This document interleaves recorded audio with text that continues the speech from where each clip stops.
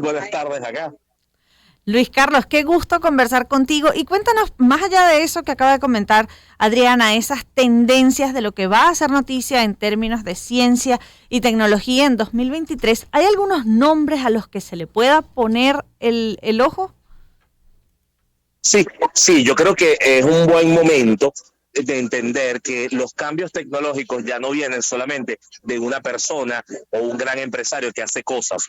Ya esa etapa ha ido quedando atrás, sobre todo, bueno, por la caída tanto de popularidad como en la bolsa de valores de Elon Musk. Por supuesto, sus empresas seguirán haciendo cosas, pero ahora hay que pensar en cambios más grandes. Entonces, hay un nombre que recomiendo muchísimo seguir que se llama Amy Webb.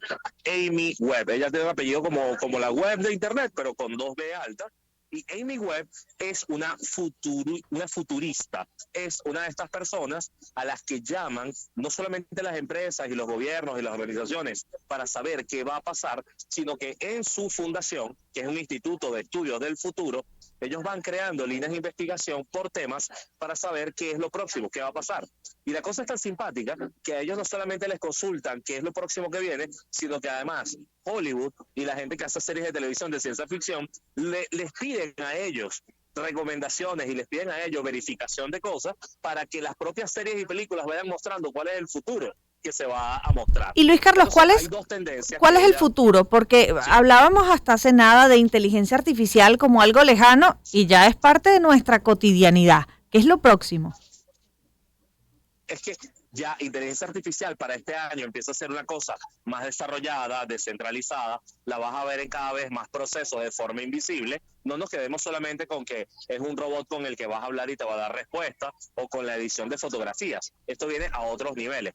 Pero es que Amy Webb ya está trabajando en su libro más reciente con la próxima frontera de la biología, que es la biotecnología y cómo empezar a trabajar la información del ADN, la construcción de proteínas, la construcción de alimentos, y ya su último libro empieza a decir, oye, que quizás en unos años el salmón más fresco que te vas a comer, el pescado más fresco que te vas a comer, va a ser diseñado en un laboratorio, o cómo vamos a tener mejores cultivos, mejores plantas, mejores alimentos, o personas más sanas, justamente porque la medicina se está nutriendo de muchísima investigación tecnológica que se incorpora. Entonces, eso no es poca cosa y lo empezamos a ver nosotros en términos tecnológicos cuando los relojes, por ejemplo, miden nuestras pulsaciones, la tensión arterial, los niveles de azúcar, los pasos que das al día, y todo eso lo que hace es darte mucha más información para tomar mejores decisiones. Entonces, hay un futuro que es inminente, que es la mezcla de tecnología y biología, y eso ya nos empieza a hablar entonces de cómo la humanidad va a cambiar. Decías o hablaba Lila del tema de la inteligencia artificial y se ha puesto muy en boga eso del chat GPT. Lo estoy diciendo mal, Luis Carlos, corrígeme. ¿Cuán avanzado está ese chat que quizás te permite hacerle una entrevista a una persona o responderte preguntas? ¿Qué es el chat GPT o GTP? Corrígeme cómo se dice. Sí, sí, el chat GPT es una interfaz en la que los usuarios pueden interactuar con esta inteligencia artificial que se ha ido nutriendo de mucha información y en paralelo va aprendiendo de cada persona con la que interactúa. Entonces, vamos a decir que ChatGPT es como la puerta abierta, la ventana abierta a una interfaz de inteligencia artificial. Ha sido divertido porque hay gente que le pide, por ejemplo, que por favor le escriba el resumen curricular o que a partir de su resumen curricular le haga, por favor, una carta de petición de un empleo. O gente que dice, yo quiero que me escribas un poema como si fueses fulano de tal. Entonces, esta inteligencia, con todo lo que ha ido aprendiendo, incorporando, elabora piezas nuevas. Ahora estamos en el momento de la fascinación, de la gente que dice, oye, ¿y esto quizás qué va a significar en términos éticos? ¿Esto qué transformación va a tener en el mundo del arte, del derecho? Pero aquí sí que advertir que es una sola. O sea, ChatGPT es una sola. Hay muchas otras que se van desarrollando. Y por cierto, Venezuela es uno de los países que está bloqueado por ChatGPT, bueno, por las vinculaciones que ha tenido con el gobierno de Rusia, China, Irán y otros. Entonces, estamos justamente en la lista de los países que no podemos acceder a eso. Sin embargo, hay otras aplicaciones que tienen más bien que ver con aprender sobre las personas. Un ejemplo, en el mundo de los seguros. Los seguros médicos son una gestión de riesgo que depende de los usuarios y toda la big data que haya alrededor de esos usuarios, de esos pacientes, de esas personas.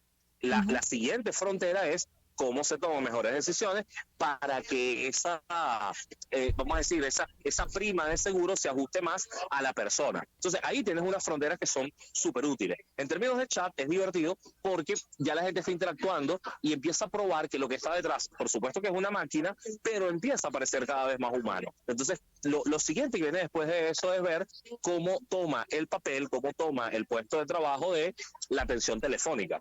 Y eso no significa que los humanos vamos a perder puestos de trabajo, sino que la próxima tendencia, 2023-25, son nuevos puestos de trabajo asociados a inteligencia artificial. Entonces es algo donde creo que hay que correr, no quedarse con lo simple y además aprender a fascinarnos, porque es como la inteligencia artificial es como una innovación tan importante como la imprenta, como la luz eléctrica, es evolución humana dándose respuesta a sí mismo. Luis Carlos, y el tema de la sostenibilidad y la tecnología, ¿en qué se está investigando? ¿Qué cosas, hacia dónde apunta el desarrollo tecnológico en términos de sostenibilidad, sobre todo cuando está puesto sobre la mesa el tema del cambio climático o el impacto económico que esto puede tener?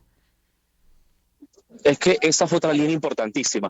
De aquí en adelante se está pensando que tiene que haber una responsabilidad sobre el uso de estos implementos, sobre el uso de electricidad. Hay discusiones sobre matrices energéticas, cosas además sobre las que Venezuela tiene que estar discutiendo, porque quizás cuando se hable de recuperación de la empresa petrolera, ya el mundo va a estar en otra matriz energética y quizás lleguemos un poco tarde, aunque por supuesto que va a haber necesidad de hidrocarburos.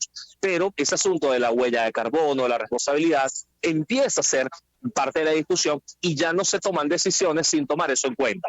Por ejemplo, la Unión Europea tiene ya legislaciones en las que las empresas, antes de pensar en nuevos desarrollos, tienen que pensar en si son sostenibles o no. Y de hecho ustedes lo han trabajado antes. ¿Cómo se va a eliminar el asunto de los cargadores o cómo se va a universalizar los cargadores de aparatos electrónicos justamente para evitar que haya tantos millones de desperdicios? Eso mismo está pasando en otras industrias y apunta justamente a decir, hey, cómo somos distintos, cómo nuestro impacto en el mundo puede mejorarse, puede mitigarse en términos de riesgo, y eso son nuevas discusiones. Ahora, hay otra cosa que se oculta. Quizás estamos pensando en los bosques talados por madera, pero poco se habla del extractivismo, y esa es otra discusión que tiene que venir, justamente porque nosotros estamos en un terreno en el que hay una economía extractivista que termina siendo muy, muy agresiva, y quizás no es por la madera, sino por recursos que están bajo tierra, que son metales raros, que empiezan a tener un valor económico y que son parte de la maquinaria de estos desarrollos tecnológicos. Entonces es interesante porque